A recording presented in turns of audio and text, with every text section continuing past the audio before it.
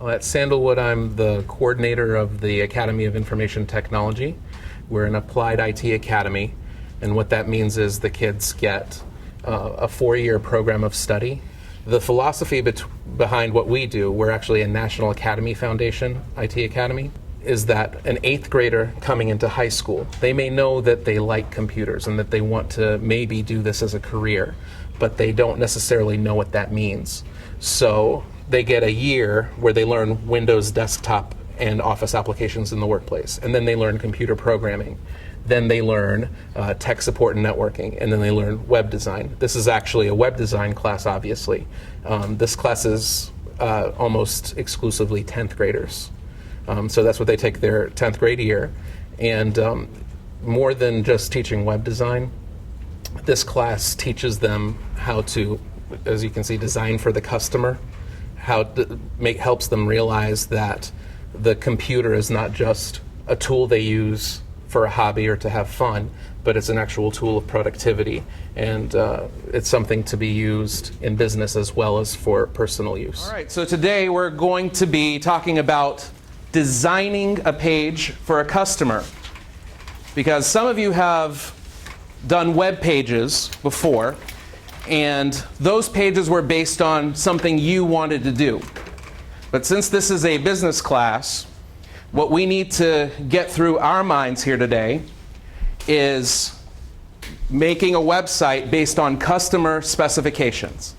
So what that means is we need to take a look at the business that we're writing the website for, and then think about what they need, and think about why would a customer go to their site? What is the customer, the end user, looking for when they go to that company's website? And we need to design the page with that in mind, okay? So what we're going to do today is we're going to learn a little bit about one of the basic tools we use to design web pages. This is called a wireframe. Okay, so I have a kind of an academic kind of definition of what a wireframe is. Go ahead and read that if you'd like. But in plain English, what we're going to do is we're just going to draw a rough sketch of what the home page is going to look like for each of these businesses. All right? So what I need you guys to do is get out a paper and something to write with. Each one of you, please, get out a sheet of paper and something to write with.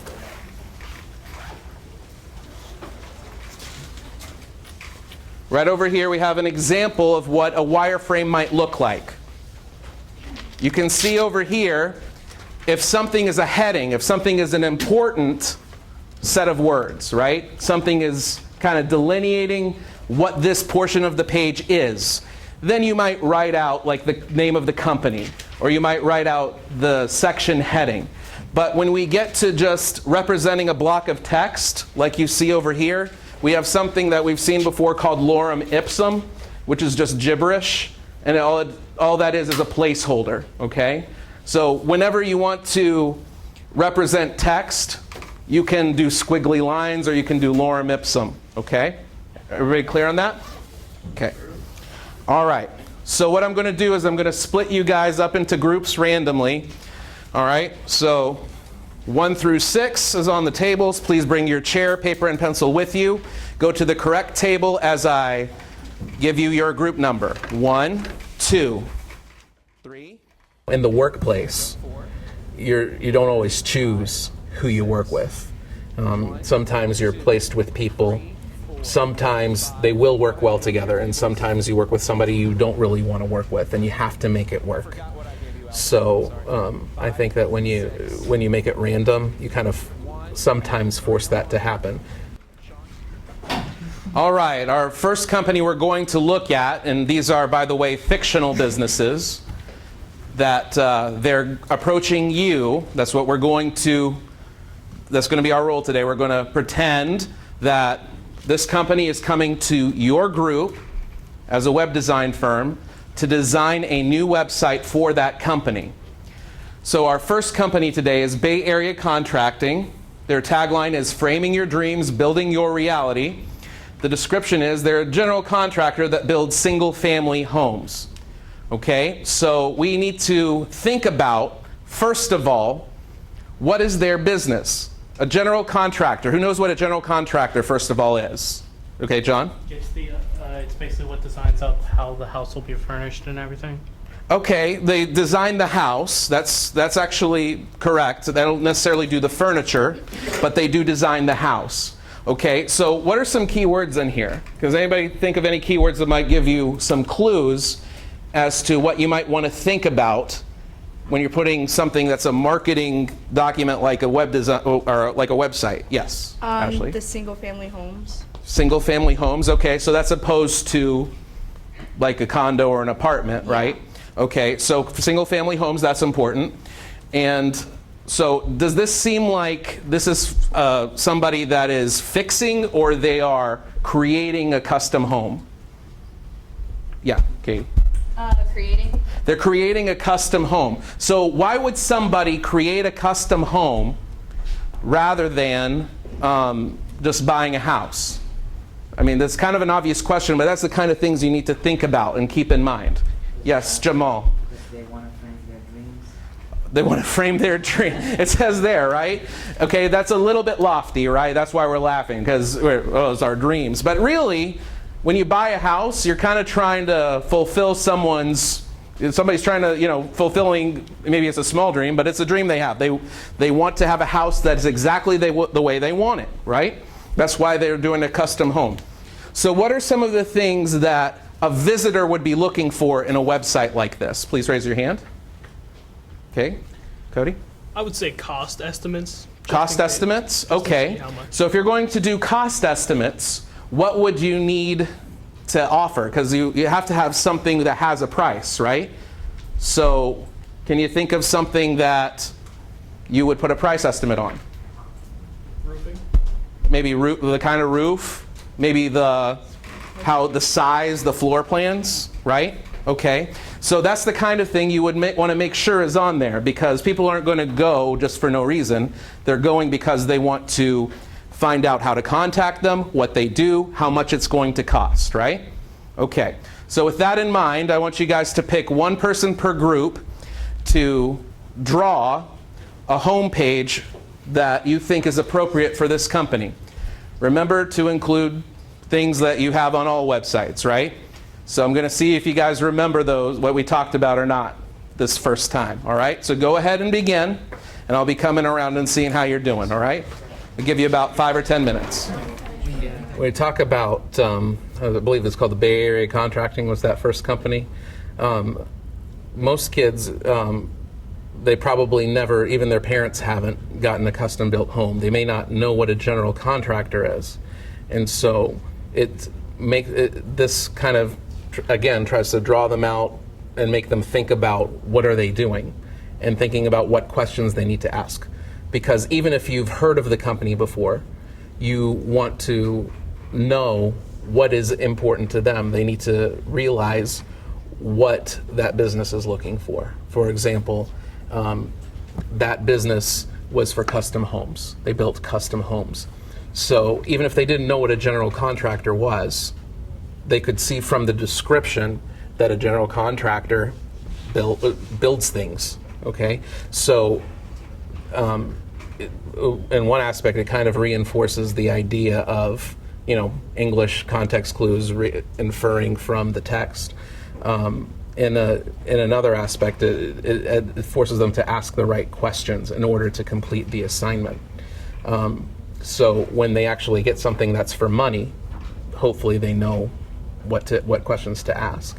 And usually there's somebody in the class that understands or that has heard of what a general contractor is. Like it might be somebody, their parent was one, or they've gotten a contractor to do work before. So they know it has something to do with building, and then I can expound on that once they say that first step. Title. Of course. Their slogan needs to be somewhere in there. Should we have the slogan below the title? Yeah, kind of like frame. Yeah, usually, because the most important thing first. Okay. We want to do the tabs. Part of the website, you design your house, and Okay. give you an estimate based Putting on them in the the company is design. always a good idea. Okay, what should we do? Like a little gallery of pictures and gallery All right, try to think of when you go to a website, of the finished product. what do you expect to see there? Yeah. And then on And the then front, going you to the recent projects, things they've done before, so that our customers can get a look at how good they're working. Probably, well, we don't want it the main feature. We want just some basic stuff. So you want to put it like a corner. Probably like in a corner. Mostly do we want to add a banner? Yeah. Yeah, let's have a banner across the top. Probably like like a low shot of a house, basically just like from part of the street up through the driveway into the house. I was impressed with how much the students independently came up with ideas that I hadn't mentioned. And it made me happy because it's something that sometimes as a teacher you're not sure if the kids hear you or not. And that's actually something good about group work, is that, you know, if one out of the five remembered something that I said a couple months ago, then, you know, that kid mentioning it reminds the rest of the group what happened and what I had taught them a couple months ago. So that actually, you know, as a teacher, that makes me very happy to see that what I'm saying isn't always falling on deaf ears. It's sometimes it actually is kind of penetrating and making an impression on some of these kids. Shots of houses they've done already. So that's the kind of thought process I want you to go through, okay? Okay. Just think about what people would want to see when they go there, right? you contact them. We don't design that, but I think we should provide a Price tool generator, so for you them. create and make a model of your own house, and you generate the price based on what you created on the website. That's awesome. So that would take a little bit of programming and a little bit of research, and they'd have to get everything together for that, but that's an awesome idea. I think that would be awesome. So let me take a look. You said Georgia down here. Is that the font? That's the font. Okay, all right. See, I didn't even mention that, but I'm glad you thought about it, because why did you pick Georgia? We need like a building. It's It's a serif font, right? So you picked the serif font because it's more, it's in more systems. it's more systematic, more business-like? Yeah. Yeah, exactly. Okay. So I figured you picked that for a reason, and I think that's a good choice for a website like this. That's good. All right. I think you guys did well. All right. Okay. Angel, are you here? Angel, honey? Could you do me a favor? John left class. Or maybe you're not the best person to ask to do that. Do you know where he went? That's where he went? Okay. You have a seat. Thank you. All right. Well, I was circulating around and I saw some good stuff. So let's take a look at what some of you have done. We're going to go through the famous Wheel of Fortune we have here. All right. Dalton's actually, oops, that's bad luck. Let's do this again.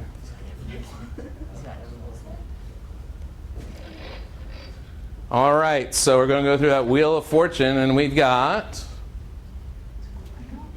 nobody. One on top is Tim Kritzmeyer, so Tim's group. Let's see what you guys got. Why don't you share with the class? All right, so we have we have the logo as Bay Area contract, where the Bay is like part of a house. Then we have home section, and we have the about recent projects, and then So what's the home section? What's in there? a bunch of reviews about their projects that they have done, and Great. about their company. Okay. Then underneath that, they have the price calculator. Like, it's built in, so you don't have to go anywhere, and that's like gives you an estimate of how much each project costs. Perfect.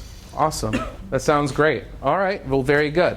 How about someone else? Anyone else volunteer to say what you got? All right, Katie. So, our group, for what we decided to do was for like the color scheme, it would be light blue, light green, yellow, and like a hint of white, basically, just to okay. show that they're welcoming. That So they're, green and blue, actually, that's not a bad idea. Okay, so green to remind people of what's green in a house, the yard, right? Yeah. Yeah, that's a good idea. Okay. And then we did like its own tab for recent homes that they're working on. And then we did some, like a slideshow of designs, basically saying what we've done, what we can do, like price ranges, like pictures of, how do I describe it? Already built homes. Pictures of homes they've already done, right? Yeah. Like just to show like what you can do. If you want to do this, then here would be a certain contractor that you might want to get in touch with. They have recommendations for contractors along with the background information, contacts, Okay. just to show like they're So- doing this for you rather than to make money off of you. Okay, so you want them to trust you, right? And Yeah. be a kind of a one-stop shop that you can get everything you need to build your home. That's a great idea. Because contractors do use subcontractors. They always do, right? All right, let's go ahead and go on to the next one. Bookstore here called Brilliant Books. It's, they want to be known as your long-distance local bookstore. They're family-owned. They sell bestsellers just like all the other bookstores you can think of, but they also like to sell hand-picked, what they call indie books, and they want to, one of the reasons they want to start a website is they want to start selling books online. They want to offer free shipping. Okay, so let's think about a few things. First of all, you got long-distance local bookstore. So long distance, obviously, what does that refer to? Angel uses their shipping, right? They want to be long distance and they want to be local. Now, everything near you is local, right? But is every store you go to a local store? The answer is no, it's not. Okay, so if you go to Barnes & Noble, is that a local store? The answer is no, because they're a chain, right? Local bookstore means that it's kind of a mom and pop shop, okay? I've told you guys about this before that I lived in Riverside for 8 years. Riverside and Avondale, people love that area of town because almost everything there is local. Everything there's a mom and pop shop, okay? They have, antique shops, bookstores, anything you can think of, restaurants, everything's local there with only one or two exceptions. So that's actually a reason people live there is because they like local stores. They like to buy locally, okay? So that's, I think, very important distinction you need to make, right? Also, that's reinforced right here, right? It's not some faceless corporation. It's owned by a family, all right? It's a family-owned bookstore. So that would be a positive aspect, right? That you want to make sure that you stress, all right? So they sell bestsellers and... So what's an indie book? What's the difference between a bestseller and an indie book? Yeah, Alexis.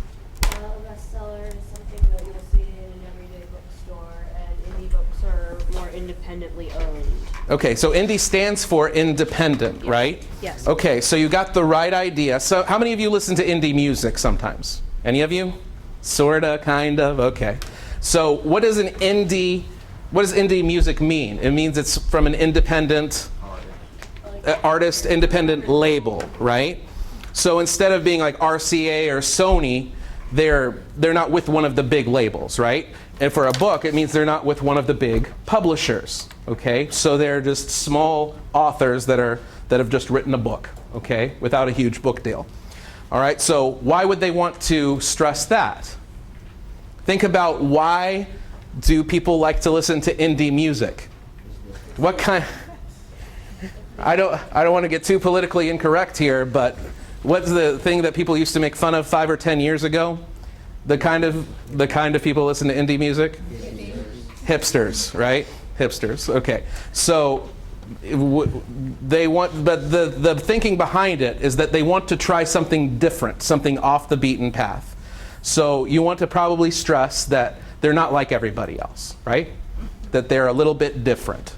Okay? So that's what I want you guys to think about. So go ahead and start, and give you about 5 or 10 minutes, all right? So it would be like kind of like two pictures on an and Yeah. they'll fade it out. One side of the bookstore and then the other. Yeah.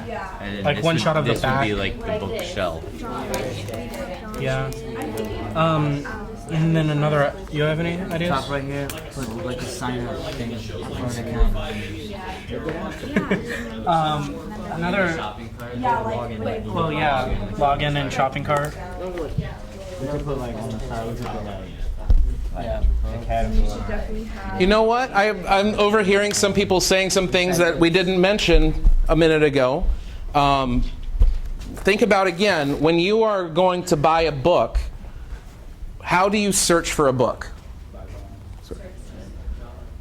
You do it by genre. Okay, so like if you like mystery or you like fantasy or you like fiction or you like nonfiction, right? Yeah. All right. So what else might you search by? Author, right? If you like a certain author. What would be a special case for this? What are the two big categories that it says right there? And it's Independent and bestsellers. bestsellers and indie. So maybe that would be something else that you'd want as different categories as well. So I overheard somebody talking about the different categories, and it slipped my mind to mention it. So I'm glad you reminded me. Good job. In the Brilliant Books, I actually had a student. They were talking about how just the nature of selling independent books and not big bestsellers, they don't get much exposure. So the fact that they are an indie bookstore and that they offer these books, if you show on the page the most recent purchases, then I thought that was a great idea. I never thought of that. If they show the most recent purchases, then there's a great chance that this obscure book that wouldn't otherwise get a whole lot of exposure would get some exposure because somebody bought it in the past few hours. So I thought that was a great idea that I actually hadn't thought of. Some of you guys had some really good stuff. You thought of some things that I didn't mention that you absolutely need to have for a website like this. So those of you who got it, that's awesome. Great job. All right, so let's go ahead and try this one more time and see if this works correctly. Use this 50 times in the... Okay, Alexis. You guys, group 6. All right, what do you guys got? Well, first we have our logo at the top, which is a shopping cart filled with books since they do shipping. Their logo is pretty good, by the way. They put some effort into that logo. So, do a good job on that. So our menu has, of course, the home button. Then they have a search by button and bestsellers, indie books, genres, and contact us. Good. And then on the right side, they have like shopping cart and checkout button. And here we have like a banner, which, you know how they have sliding banners and they show like best-selling books and whatnot. And That's great. That's awesome. And I noticed you guys had a shopping cart, right? Yeah. I never mentioned a shopping cart, did I? But if you're going to be selling stuff online, you have to have shopping cart software on your website. Okay, so good job figuring that out. Now, how many of you have shopped online like at Amazon.com or something like that? Most of you have, right? Okay. So if you are shopping online, do you want to type in your name, your address, your credit card number every single time you go to that site? No, you probably wouldn't go there very often if that's all you could do, right? So how do they remember who you are? I'm going to call on Maria because it was your group that was the only one I saw that had this. Yes. So what you do, you make a login. That way, when you log in every time, you give you recent stuff based on already what you bought. Right. And that way, So- you can have all your So you want to log in, right? Yeah. You want to have accounts for the customers. Yep. So you're going to have them be able to register Yes. and log in, Yeah, that right? way you can have your credit card number already there. You can have your shipping details, Exactly. and I have you can offer you recent stuff that you read based upon what you already bought. So you're saying you should have suggestions based on what you bought. That makes a lot of sense as well. Okay. So you guys look like you really thought it through. Does anybody else have anything to add? Cody. We kind of had, we didn't just go with the bestseller thing scrolling across. We had more of what people most recently bought because we were thinking indie. People don't look for indie books unless they really want them. So we want people to see them and realize that they're there. So we just had a most recent. So if somebody did buy an indie book, it would be on the front page instead of just having all the ones that have already been sold a bunch of times. The most recent's actually a very good idea when you're talking about indie. I never would have thought of that. Good job, guys. That's awesome. I honestly never thought of that aspect of it. So I know you guys talked about most popular. Okay, so that's another way you could probably introduce the indie books, because people that want that kind of book probably go there, right? And so that might be one of their best sellers, might be an indie book, or just the most recent, okay? So anybody else have anything to add, or is that it for now? Well, great job today. What I'm going to ask you guys to do, okay, is I want you to clean up, go back to your computers, go back to your stations. I want you to log into Gaggle, and there is an assignment on there for you to kind of reflect on what you learned. Okay. You know, if they give a well thought out reflection, then I would give them credit for their reflection. If I kind of look at it and I see what the students learned, and if there's something that it seems like a lot of them missed, then it gives me a good idea of what I might need to cover in more detail the next day. As you answer these questions, I want you to think through what we just talked about, okay? We good? All right, so go ahead and bring your papers with you to your seats. And again, go to Gaggle, to your assignment Dropbox.